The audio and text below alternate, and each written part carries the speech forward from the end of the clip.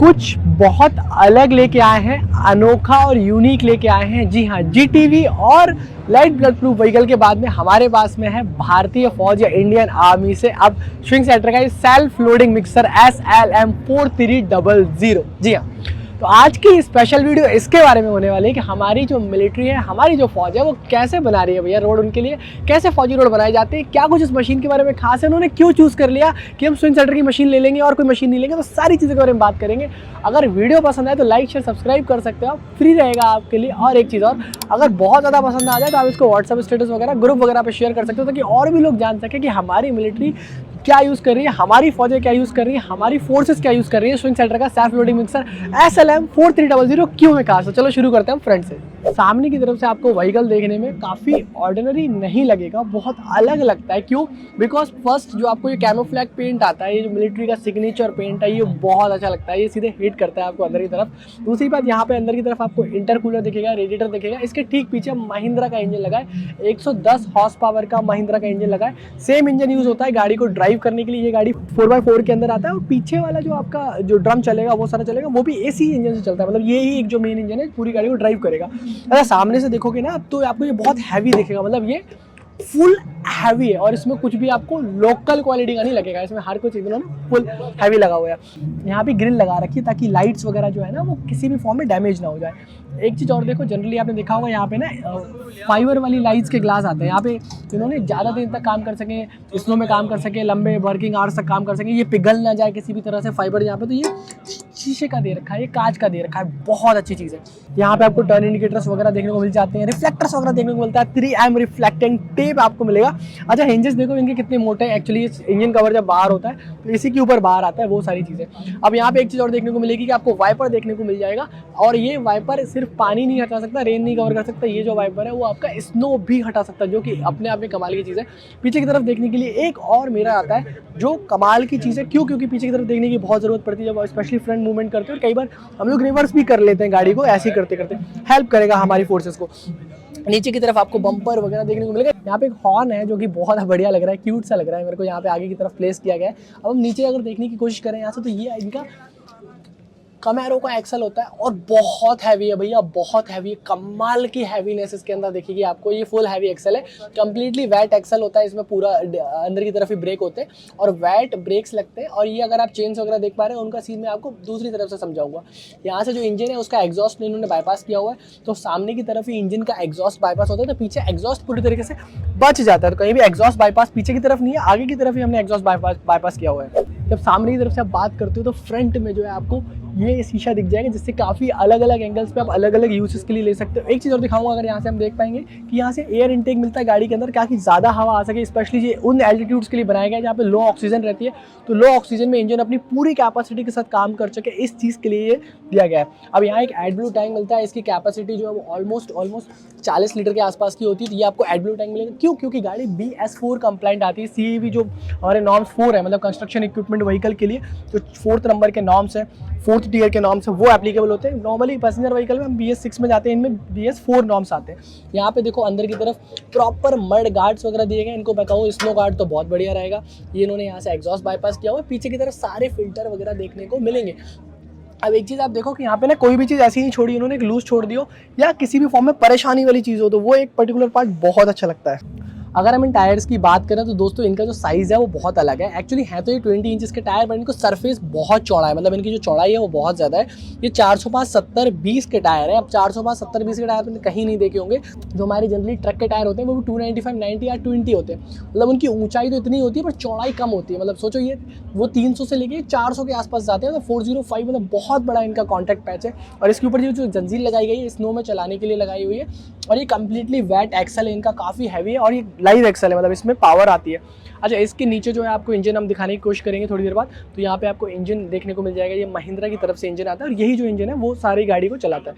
अब यहाँ पे हम अगर देखने की कोशिश करें तो ये हमें यहाँ पे पूरी की पूरी मोटर हाइड्रोलिक मोटर्स वगैरह दिखेगा, हाइड्रोलिक पंप्स वगैरह देखने को मिलते हैं। यहीं से हाइड्रोलिक मोटर घूमती है और यही हाइड्रोलिक मोटर इस ड्रम को एक्चुएट कराती है और इस ड्रम के रोटेशंस के लिए हेल्पफुल होती है। तो ये जो मोटर है वही इस ड्रम को करेगी। और एयर फिल्टर की अगर हम बात करें, एयर क्लीनर की बात करें, तो एयर इनटेक वहाँ सामने से होता है, बट यहाँ पे एयर क्लीनर लगा हुआ है इसके ठीक पीछे केबिन और इस हुड के बिल्कुल बीच के अंदर। इस गाड़ी में पूरे फुल केबिन की ज़रूरत नहीं होती, इसलिए पूरा केबिन बनाया नहीं जाता है। अब ये वाटर टैंक है, ऐसा एक वाटर टैंक उस तरफ भी लगा हुआ है। इसमें 1+1 2 वाटर टैंक आते हैं। दोनों वाटर टैंकों की कंबाइंड कैपेसिटी की बात करें तो 750 लीटर के आसपास दोनों की कैपेसिटी होती है, जो कि अगेन बहुत ही बढ़िया है। अब अगर यहाँ पे देखने की कोशिश करें तो ये डीजल टैंक इन्होंने लगाया हुआ है। ये डीजल टैंक जो है वो आपका लगभग 80 लीटर के आसपास आता है। इसको अलग अलग साइज से कस्टमाइज़ कर सकते हैं जैसे कि आपको ज़रूरत हो, बट ये जो डीजल टैंक है वो लगभग 80 लीटर के आसपास है। आपको रिटर्न लाइन भी दिख जाएगा, मेन लाइन भी दिख जाएगा, पंप वगैरह दिख जाएंगे। और इसके अंदर दोस्तों कई बार ना कुछ लिक्विड्स और मिलाए जाते हैं, क्योंकि जितने ठंडे टेम्परेचर में आप इसको चलाओगे उस टेम्परेचर में क्या होता है कि डीजल जम जाता है। तो डीजल को जमने से बचने के लिए कुछ कुछ चीज़ें छोटी छोटी डाली जाती है, वो इसके अंदर आपको आएंगी। सेम टायर लगाया हुआ है। अब गाड़ी का व्हील बेस मैक्सिमम रखने की कोशिश करी गई है ताकि गाड़ी का पूरा ट्रैक्शन बना रहा है, जो कि बहुत अच्छी चीज़ है।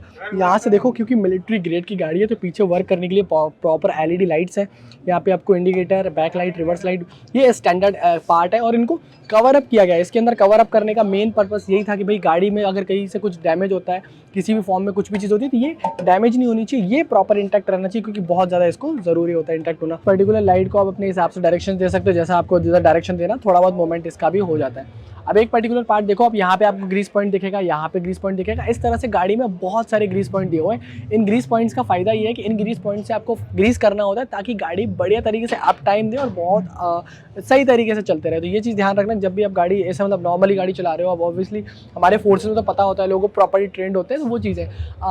ये आपको जैसा दिख रहा है, तो ये जब यहाँ से आपका जो कॉन्क्रीट बाहर आएगा, तो कॉन्क्रीट को बाहर आने के लिए इसमें और भी अटैचमेंट्स मिलते हैं, जो पर्टिकुलरली यहाँ पे टाई कर सकते हैं। मतलब आप इसके अलावा और भी 1-2 लेके जाना चाहते हो तो लेके जा सकते हो। इनको बाद में अटैच करके हमें कहाँ गिराना है।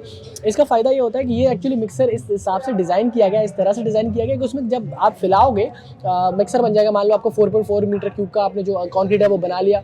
जब उस ड्रम को आप एम्प्टी करोगे, 600 लीटर की ड्रम की कैपेसिटी, अब उसको आप एम्प्टी करोगे तो उस एम्प्टी करते में ये फैलेगा नहीं, तो ये इसके अंदर रहता है। बहुत अच्छी बात है।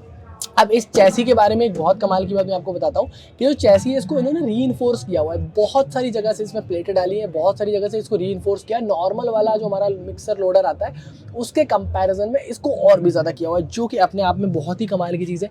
ये देखने में मतलब बहुत ही सही लगता है और बहुत ही नेक्स्ट लेवल की जो है वो चीज़ एक तरीके से हो जाती है। और दोस्तों अगर देखो ऊपर की तरफ देखोगे तो ये आपको इतने सारे हाइड्रोलिक पंप्स वगैरह इसलिए दिखेंगे क्योंकि ये सेल्फ लोडिंग मिक्सचर है। मतलब इसमें कोई लेबर की ज़रूरत नहीं पड़ेगी लोड करने के लिए।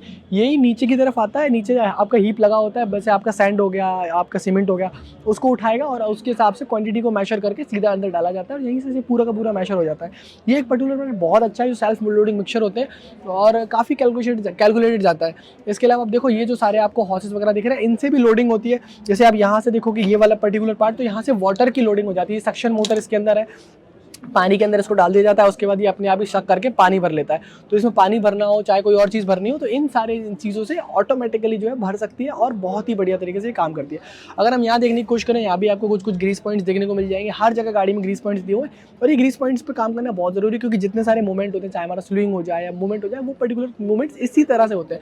अच्छा, इनका एक चीज़ और अच्छी, जो चैसी हो गई वो स्विंग सेटर बनाता है, जितनी सारी चीज़ें हो गई वो सारे यही लोग बनाते हैं। मतलब कोई ऐसा नहीं है जो एक्सटीरियर में बना रहा हो या बाहर से बना रहा हो, सारी चीज़ें ये खुद बनाते हैं। वहाँ हमने देखने की कोशिश करी थी तो वहाँ आप देख सकते हो यहाँ पे प्रॉपरली कि एयर फिल्टर देखने को मिलेगा जो इंजन के ठीक पीछे की तरफ लगाया गया। इंजन आगे की तरफ आता है तो ये इंजन का पीछे वाला हिस्सा है और वहाँ पे हाइड्रोलिक मोटर वगैरह, विंचेस वगैरह, जितनी सारी चीज़ें वो आपको देखने को मिल जाएंगी।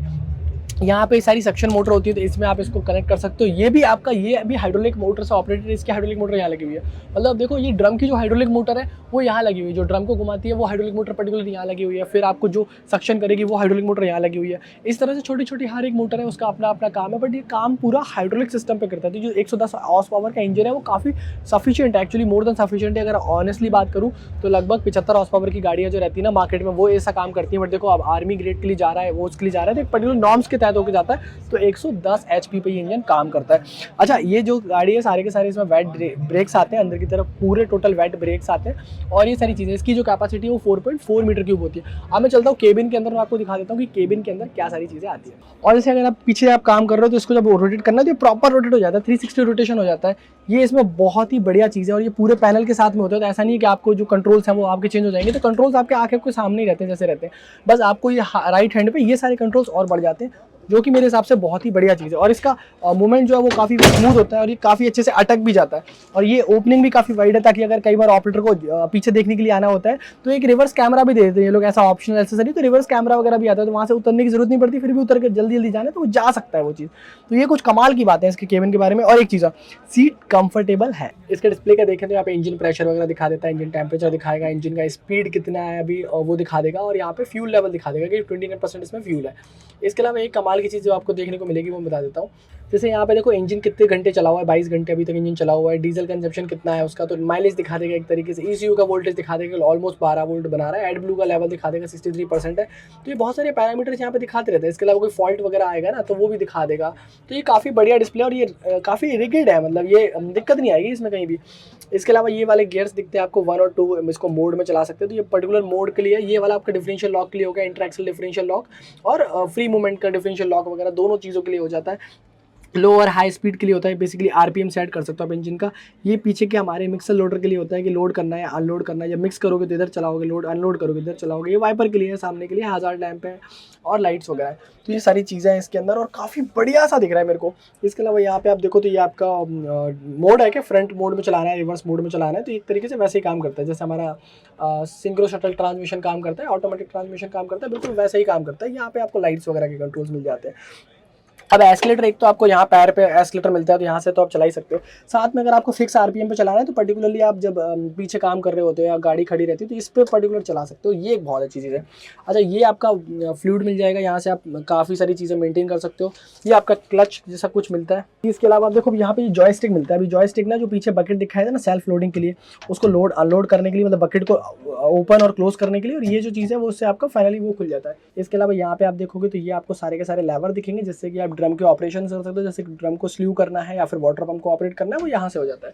अब ये इनका सबसे बढ़िया मोनोपोली है और सबसे बढ़िया इन्होंने चीज़ लगा रखी है। अच्छा USP इनका है एक्चुअली, जितना आपने इसमें लोड किया हुआ है ना, इस वाली से जब बकेट से आप लोड करोगे तो अगर आपको 700 किलो चाहिए तो इसमें 700 ही किलो आता है, 701 किलो नहीं आएगा, वो एक्स्ट्रा आएगा। तो आप उसके फिर इसके हिसाब से सेट कर सकते हो और फिर आपका प्रिंट आ जाता है। यहाँ पे ये पूरा डेटा रखता है, यहाँ पे आप प्रिंट ले सकते हो, प्रिंटर भी इसमें इनबिल्ट आता है। तो ये बहुत ही बढ़िया कमाल की चीज़ है। मतलब ये इसके अंदर एक छोटा फ़ैन भी आता है, हालांकि जिस रीजन में चलेगा उसमें शायद ज़रूरत ना पड़े, फिर भी एक फ़ैन आता है, तो वो एक पर्टिकुलर पार्ट है। और यहाँ से देखो ओपनेबल विंडोज आती है, मतलब यहाँ से आप देखो तो ये पूरा विंडो स्लाइडिंग है, तो यहाँ से पूरा विंडो जो है ओपन हो जाता है। ये वाला विंडो भी ओपन है। कम्युनिकेशन आप प्रॉपर रख सकते हो नीचे की तरफ, बहुत बढ़िया है।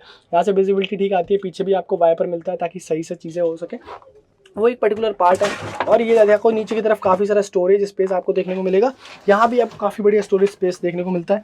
अब एक चीज़ और मैं आपको दिखाने की कोशिश करता हूँ, ये जो पर्टिकुलर यूनिट है जिस पर मैं बैठा हूँ, ये पूरी की पूरी रोटेट हो जाती है। अगर आप अभी आगे चला रहे हो, जैसे मैं नॉर्मल गाड़ी को चलाऊंगा तो मैं ऐसे चला सकता हूँ, बट अगर मुझे गाड़ी को उल्टा चलाना है, रिवर्स चलाना है, तो मैं मतलब या मैं पीछे बैच पे काम कर रहा हूँ, बैच मिक्सिंग कर रहा हूँ, तो कैसे करूँगा मैं? तो वो कॉन्क्रीट मिक्सिंग के लिए मुझे पीछे की तरफ रोटेट करना है, वो चीज़ होती है। एक चीज़ और देखो, यहाँ पे पूरा अच्छे से फॉर्म लगा रखा है, मतलब कितना बढ़िया कुशन इसको किया हुआ है। देखो अंदर की तरफ डीप दिखाने की कोशिश करूँ, और देखो यहाँ पे भी प्रॉपर कुशनिंग इन्होंने करी हुई है।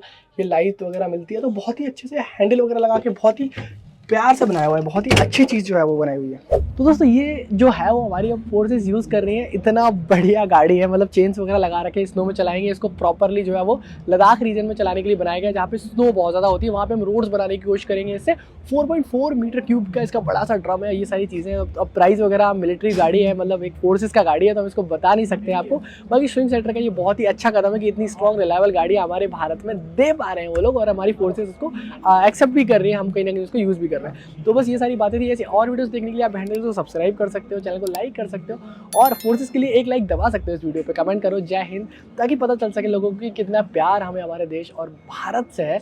इसके साथ में और ऐसे वीडियोस देखने के लिए लाइक शेयर सब्सक्राइब कर सकते हैं हम लोग। फ्री आपके लिए हेलमेट पहले, सीट बेल्ट पहले, सुरक्षित चलिए, इंश्योरेंस वक्त से पहले रिन्यू कराइए, और ट्रैफिक पुलिस जब कभी वो जगह मिलता है हमसे बहुत जल्द ऐसी किसी वीडियो में। नमस्कार, जय हिंद, वंदे मातरम।